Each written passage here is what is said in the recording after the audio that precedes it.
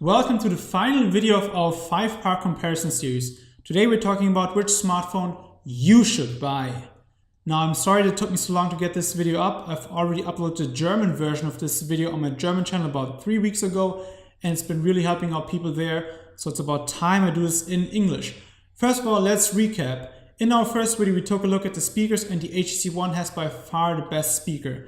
The second test, we took a look at performance, and all 3 devices perform at a very high level, no significant differences there. The third video we took a look at the displays, and these 3 devices have different displays sort of, but it really comes down to personal preference which one you like best. So all these videos to talk about are also linked up in the description box under the like button. And the fourth test was a battery test, and the Galaxy S4 won that easily. Sony Xperia Z was the loser there. And you're watching part 5 now. Let's get the camera stuff out the way and then we start this video for real. Now all 3 devices have good smartphone cameras. In good lighting, the Galaxy S4 has the strongest camera. In bad lighting, the HTC One wins because of its ultra pixel technology. Also, another fact about these cameras, the HTC One, the front camera has a wider angle camera, which is cool because you get more in your shot. Let's get this video started. This is how we're going to do it. I will give you the upsides and downsides of all 3 devices, and then we talk about which phone is right for you. Let's start with the Xperia Z, and obviously the biggest upside is it's waterproof. I've done a test video of that. It already has more than 300,000 views, I think. People love it. It's just so cool you can put your phone underwater. Then the second upside is you can expand the memory with a micro SD card. That's a cheap way to get more memory. And the third upside I see is it has a really good design, just a really good looking smartphone that is. By the way, my iPad here, it has some notes on it so I don't forget anything. Let's talk about the downsides. Like I said, it has the weakest battery. If you're a power user, this phone is definitely not for you. It will die during the day. If you're just a normal user, you will be fine, but you have to charge the phone every night. Now, it also has a unibody design, which means you can't carry an extra battery and just switch them when one battery dies. And if your battery doesn't work anymore, you have to send it in, and it takes more time. It's probably more expensive to repair it. I don't really like that. Then the phone does get hot on the backside. I use it for 10 minutes and it's already hot on the backside. I don't even have to do like a crazy 2-hour gaming session. It gets hot really, really fast. Then the positioning of the speaker really throws me off, because when you have the phone in the right hand, like you're talking to somebody on the phone and you have speakers on and you hold it in your right hand, then your palm is right where the speaker is and you can't hear anything. And like I said, it does have the weakest speaker. And the last downside is it has on-screen buttons. Probably most people are not big fans of on-screen buttons because they take away screen real estate, and they're not really nice to use. Let's move on to the HTC One. Like I said earlier, the HTC One has by far the best speakers, and it's probably safe to say that it has the best speakers of any smartphone. Then it's a really good looking smartphone as well, and it has infrared. Now the fourth upside is blink feed. I'm not that into it, but I think most people like it, so I put it as an upside. Let's talk about the downside. It has a unibody design, which makes it really hard to repair. You can't take the battery out, so if there's anything wrong with your phone, you have to send it in. It takes time, probably costs you money if your guarantee expired, and all that jazz. I don't like that at all. And the website iFixit, what they do is they test every smartphone and see if it's easy to repair or not. And they say that the HTC One is a really hard to repair smartphone. Now the second downside I see is you cannot expand the memory with a micro SD card. I know there's all the cloud stuff going on right now, so the cloud storage, but I love taking many HD videos and I carry a lot of music, so for me this is a significant downside.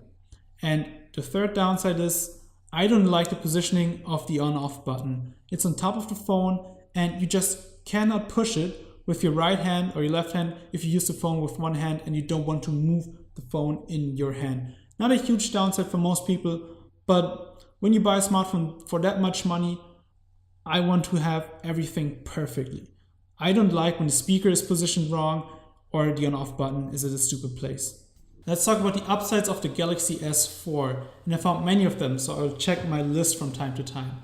The first upside I see is it has a physical home button, and man do I love a physical home button. I just think it makes using the phone so much more easier. Then another huge upside is it has the strongest battery.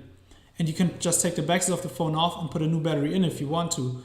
Here on the German Amazon page, I found a 5000 mAh battery already. So if you use that, you have to charge your phone maybe every 3, 4, or 5 days, depending on how much you use it, and that's great. Then you can expand the memory with a micro SD card. Like I said, cheap way to get more memory. In the winter, you can use your phone with your gloves on. If you want to take a call or text somebody, you don't have to be cold on your hands.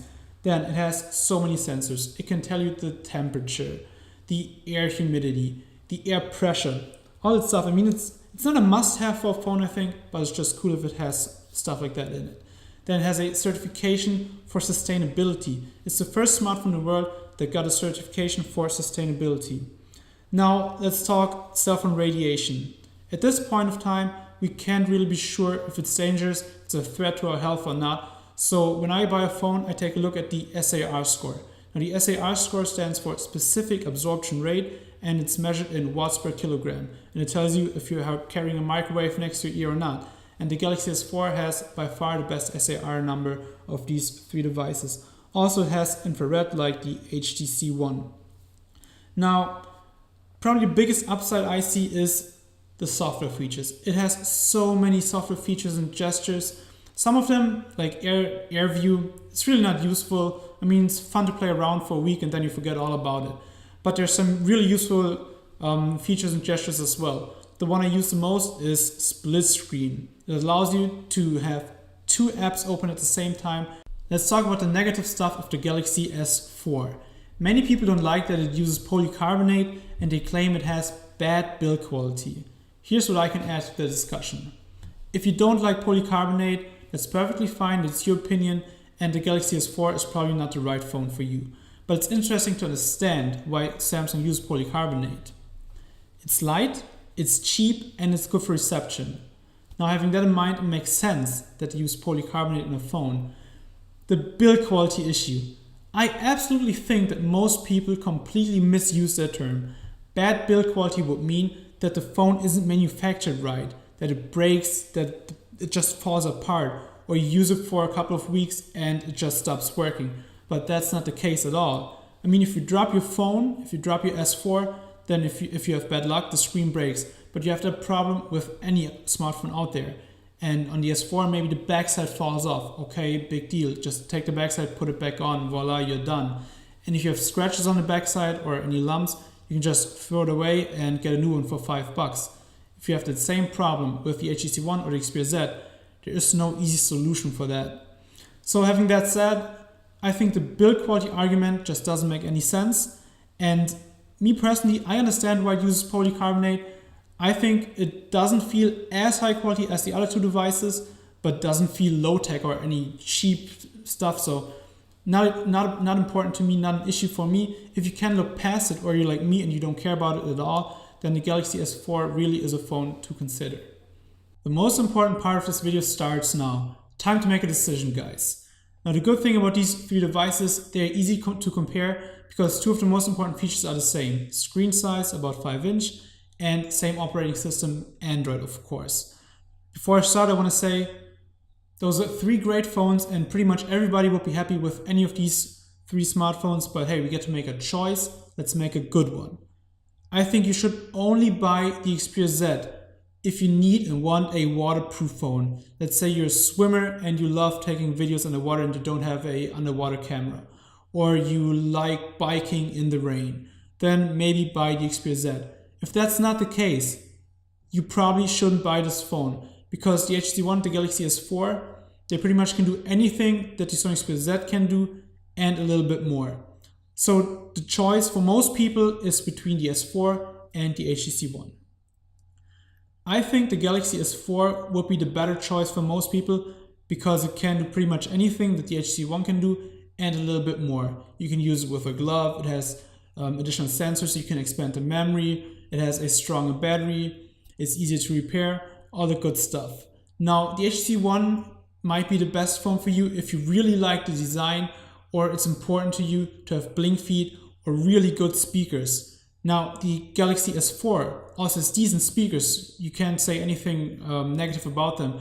It's just that the HTC One has fantastic speakers. But for most people, that's not really important because they don't use them that much. And like I said, the Galaxy S4 has decent speakers as well. So as a default, for most people, the Galaxy S4 is the right phone. Buy the HTC One if you want blink feed or the good sound quality, or you love the design. The Xperia Z, only buy it if you want to go for a swim, or you want to get your phone wet, or you like the design. Okay guys, let's definitely have a discussion in the comments below. What smartphone do you like best and why? What phone are you going to get? Then if you can't decide on a color, we have color comparison videos of these smartphones as well on our channel, all linked up in the description box under the like button. We really hope you enjoyed this series and this video. Give us feedback. What can we do better in the future? What did you like? Anything. Then we have 3 other cool videos here. The first is our new series called Epileptic, where we show you some cool apps once a month. And the second video, definitely check that out. It's a sticky skin for your phone, and I put the iPhone on a train. Really cool, check it out. And here is part 1 of the comparison series. It takes you to a playlist and shows you all 5 parts. That's it. That's all I have for you guys today. Thanks for listening, and I hope I was able to help you. Bye.